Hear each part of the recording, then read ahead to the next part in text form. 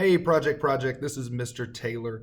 I am here to talk to you today about social movements.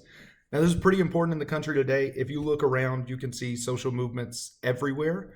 And if you're asking, hey, like, what is a social movement? We'll take the two words. You have social and you have movement. Social meaning a group of people, and movement meaning to go somewhere, usually to make progress. But as we'll see, sometimes it is to conserve progress, to move maybe even backwards. Real quick, why do we have social movements? Well, especially in the United States, where a vote can gain you power, votes themselves are powerful.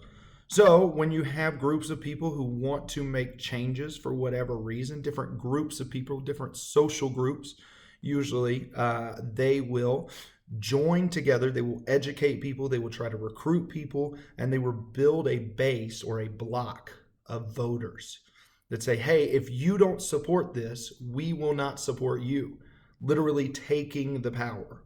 So when we talk about social movements, you can look at a couple of different things. One of the ones is scope, like how big of a social movement is it, right? Is this do we want to reform something and change something, or do we want radical change? Do we want to overhaul a system, right?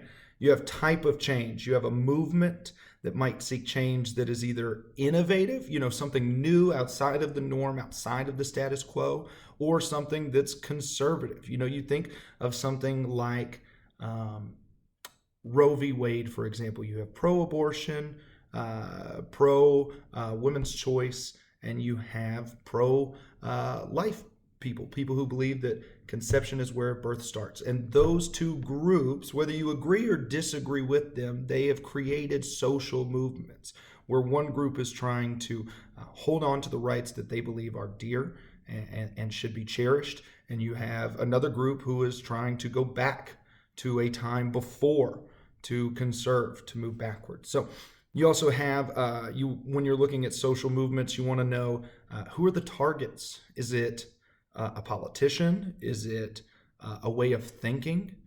For example, when I was in high school, the idea of microaggressions was not very common. It was on the fringe. And now we talk about microaggressions a lot. That's a common thing. It's a thing that we talk about in HR, in our jobs, is microaggressions and what that looks like. And that's a change over time. There wasn't really a group. It was a movement of people saying, hey, we actually care about this. So you have, are we trying to influence people? Are we trying to influence groups of people? Are we trying to change systems? You can look at something like Black Lives Matter. What are they trying to change? Ultimately, that was a movement born out of trying to stop police brutality. So they would like to change a system. It's a system focus. And then how do they do it? Sometimes there are peaceful social movements. Sometimes there are violent social movements. Sometimes there are educational social movements. There are many different means to achieve a goal. And what the groups ultimately have to do is decide, how do we want to make the change? How are we going to make the change?